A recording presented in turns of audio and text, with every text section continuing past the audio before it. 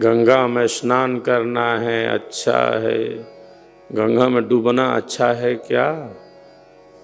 शरीर की पुष्टि और इंद्रियों की तृप्ति।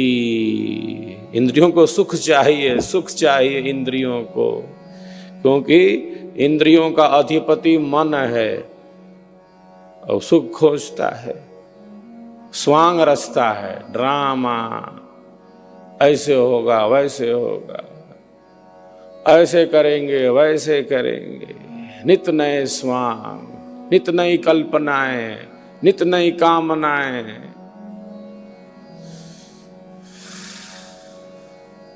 नित नई इच्छाएं, नित नए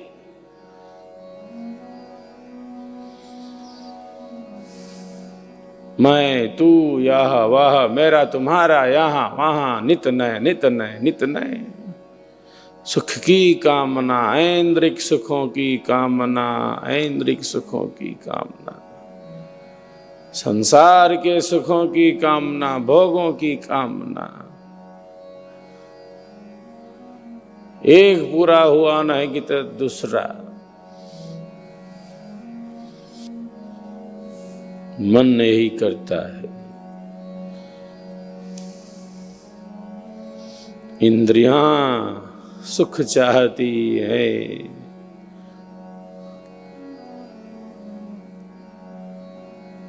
क्योंकि वह बहिर्मुखी है। जो दिखता है वही लगता है कि यही सब कुछ है।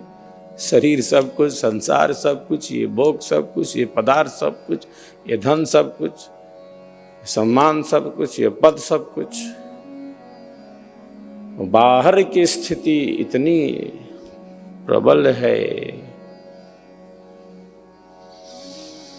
यास ये वासना जो दिख रहा है, जो बाहर है,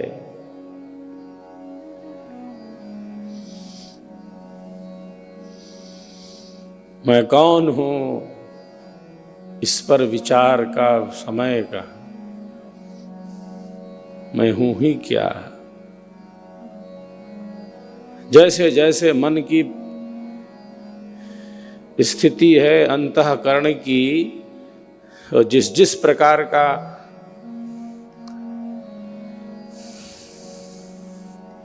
मन में विचार है, अंतःकरण की जो स्थिति है, जिस जिस प्रकार की बुद्धि है, बस वही है। कर विचार मैं कौन हूं, ब्रह्म को जगदाधार। कैसे जग उत्पन्न है, लीन कौन विधि पार। कौन सत्य कर्तव्य है, दुख सुख कैसे होए।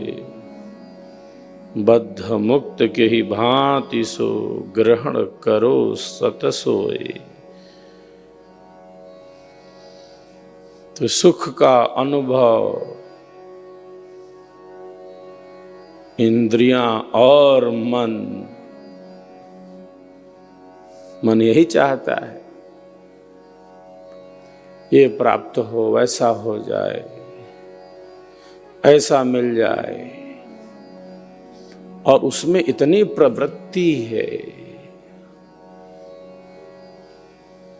सुख का अनुसयन करना, सुख के पीछे पीछे निरंतर गतिमान रहना।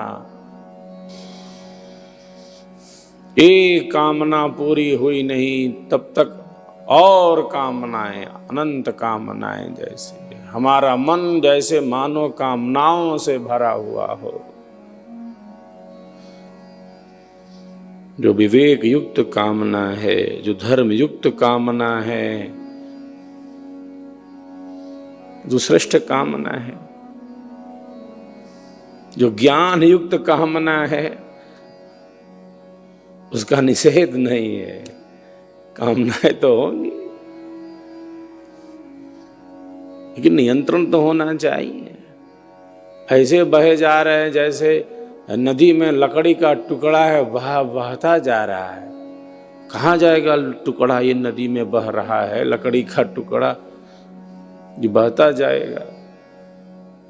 हम ऐसे नदी में लकड़ी के टुकड़े की भांति तो बहते नहीं जा सकते।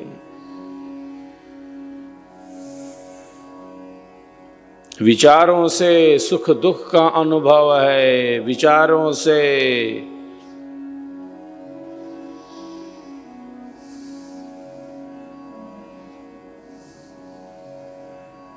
विचार ही हमें सुखी बनाते हैं और विचार ही दुखी बनाते हैं।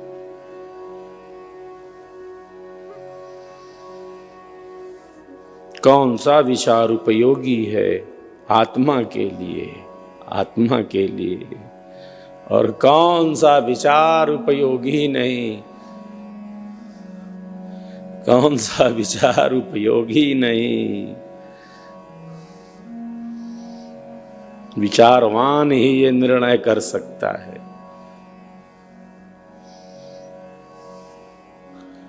नहीं तो अनियंत्रित विचारों को रोकेंगे कैसे? जो ये नहीं समझ पा रहा ये विचार श्रेष्ठ है या श्रेष्ठ नहीं है, शुभ है या शुभ नहीं है, जिसकी ये दृष्टि नहीं, तो ऐसे अनियंत्रित विचारों को,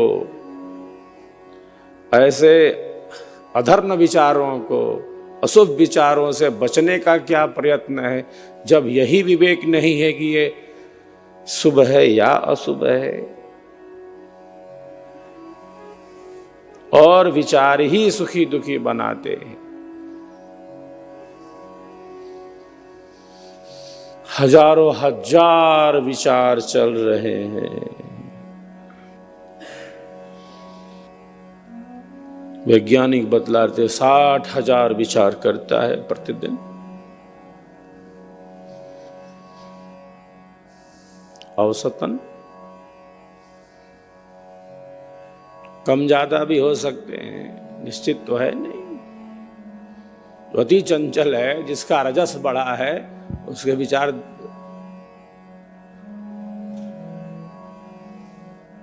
देखे जाएं, उनके विचारों का अध्ययन किया जाए, यंत्र लगाकर मस्तिष्क की तरंगों का अध्ययन किया जाए, तो देखो कितने विचार आते हैं। जिसका रजस बड़ा है, देखो, यंत्र लगाओ उसके मस्तिष्क में, तरंगों का अध्ययन करो और उनके विचारों का अध्ययन करो, जिन्होंने साधा है। जो विचारवान है, उनके विचारों का अध्ययन करके दिखाओ।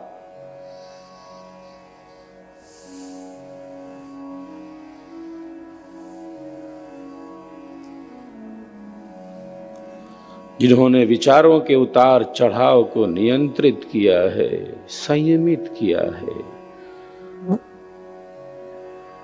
जो विचारों के उहापोह में डूब और अंदर बाहर नहीं हो रहे।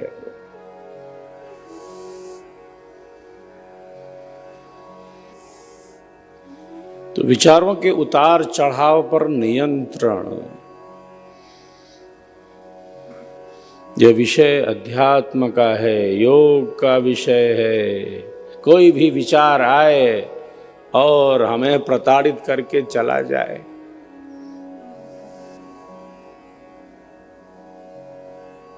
कोई भी विचार आए और हमें प्रताड़ित करके चला जाए, क्रमशः हमारी शक्तियों का विकास होता है। हमारे भीतर अनंत की शक्ति है, हमारे भीतर अनंत का प्रकाश है।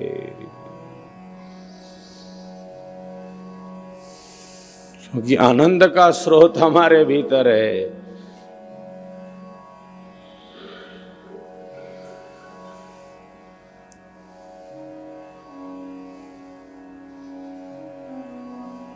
इन बाहर की परिस्थितियां हमें आंतरिक रूप से इतना अस्थिर कर देती हैं कि हम जैसे हम हैं कौन और हमारा स्वरूप क्या है, इसका बोध कहाँ हो पाता।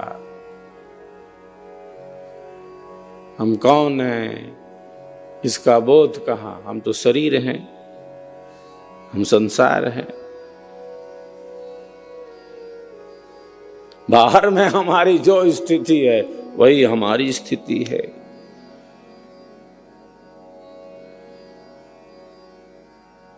बाहर जिन जिन परिस्थितियों में हैं हम, बस उसी से अपने को बिल्कुल ऐसे आसक्ति और मोह से जुड़े हैं जैसे हमारा अंतःकरण उससे इतना आसक्त है।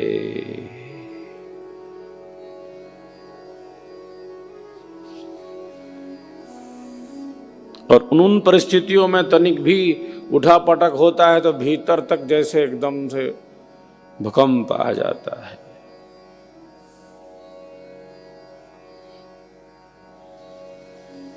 एक सहज स्थिति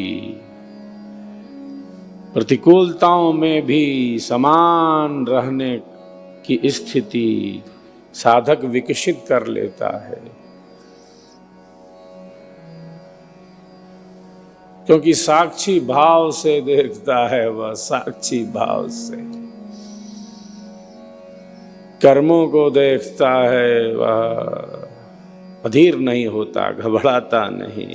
कैसी भी परिस्थिति हो अपनी आंतरिक स्थिति में दृढ़ रहता है, अपनी आंतरिक स्थिति को अपरिवर्तित रखता है।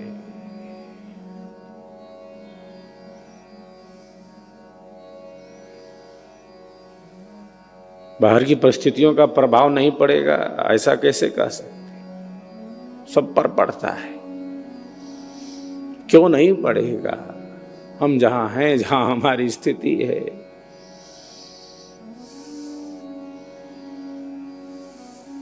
लेकिन मन की शक्ति बड़ी है कि आत्मा की? प्रश्न ये है ना। यहीं पर बात खत्म हो जाती है। जो मिट रहा है, जो विनाशी है, जो हर क्षण बदल रहा है, उन विनाशी परिस्थितियों से, वो हर क्षण बदलने वाली परिस्थितियों से, इस शरीर जीवन और वर्तमान की परिस्थितियों से इतना आसान और इतनी हताशा, इतनी निराशा, इतनी कुंठा, इतना अवसाद,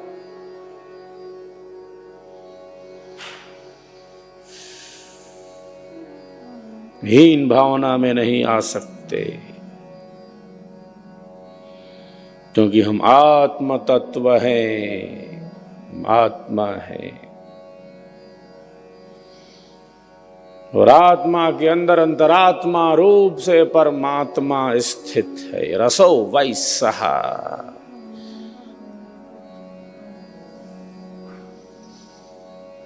आनंद ही परमात्मा है, परमात्मा ही आनंद है।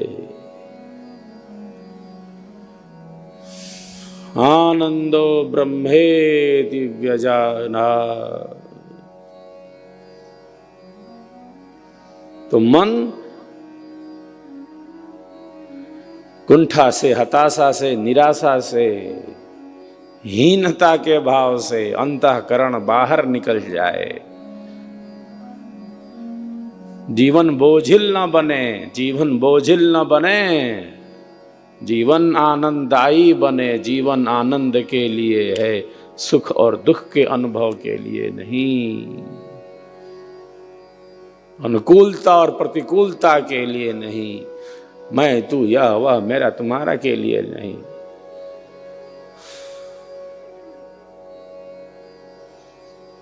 जीवन विशिष्ट है, जीवन व्यापक है, जीवन ईश्वर का महान प्रसाद है, ईश्वर ने दिया है। अंतःकरण की शक्ति है हमारे पास। यूं ही बाहर की परिस्थितियां इतना विचलित कर दें कि हम हैं कौन और हमारी शक्ति क्या है, ये ना समझते हुए हम तनाव, कुंठा, अवसाद में नहीं जा सकते। अंधेरा हमें छू नहीं सकता। इतनी शक्ति, इतना प्रकाश एक साधक के अंदर होता है। अंधेरा तो है, रात बहुत काली है, अमावस की रात है, बादलों से भरी घोर अंधेरी रात। प्रकाश का पथ गतिमान रहे, अध्यात्म यही कार्य करता है, सत्संग यही करता है, स्वरवेद यही करता है। जीवन की हताशा, कुंठा, अवसाद, भय, चिंता, क्रोध से बाहर निकले, अहंकार से बाहर निकल जाए, जो मनोविकार हैं, जो दुख हैं, उनसे बाहर निकल सके, वो कि फंसा है इसमें। जो कुछ ऐसा है जो उसके लिए कल्याणकारी नहीं है, उससे निकल जाओ बाहर, निकल सके बाहर। भय, चिंता, क्रोध, तनाव, हिंसा, अवसाद, मैं, तू, यह, वह, मेरा, तुम्हारा। अनादिकाल से आत्मा शुभाशुभ कर्मों को करता हुआ संसार सागर में है। मन माया मरती नहीं वासना नाश, यह शरीर मर गया, कर माया मन नाश।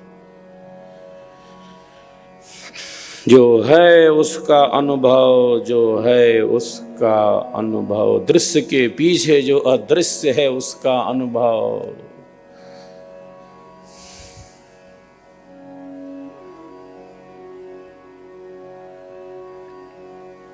जीवन और सत्य दो नहीं है।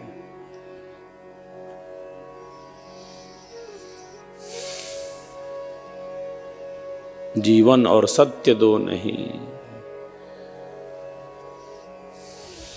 जो सत्य को समझना चाहते हैं, जो जीवन को जानना चाहते हैं, जीवन में जीवन से महत्वपूर्ण है, वो जीवन की वास्तविकता है कि जीवन है क्या,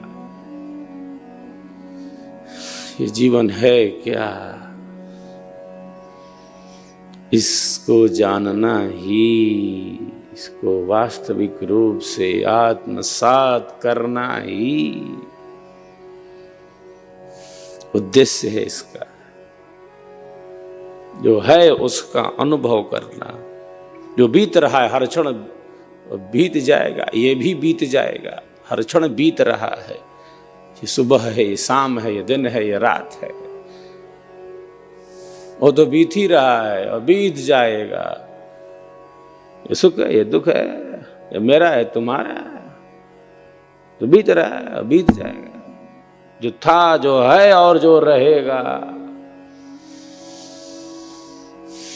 जो नित्य है, जो सनातन है, जो सहज है, जो सदैव है, जो हम स्वयं हैं, जो हम स्वयं हैं।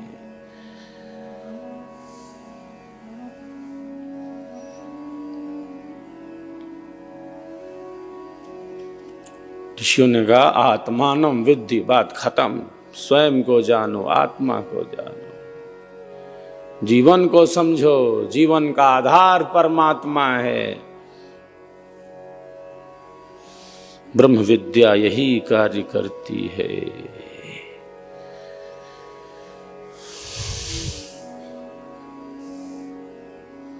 जिस प्रकार भौतिक विज्ञान के द्वारा भौतिक पदार्थों का अनुभव होता है, अन्वेषण करता है प्रयोगशाला में, भौतिक विज्ञान के द्वारा भौतिक पदार्थों को जाना जाता है, समझा जाता है, उसी प्रकार अध्यात्म का विज्ञान है, जिसे हम कहते हैं चेतन विज्ञान, चेतना का विज्ञान।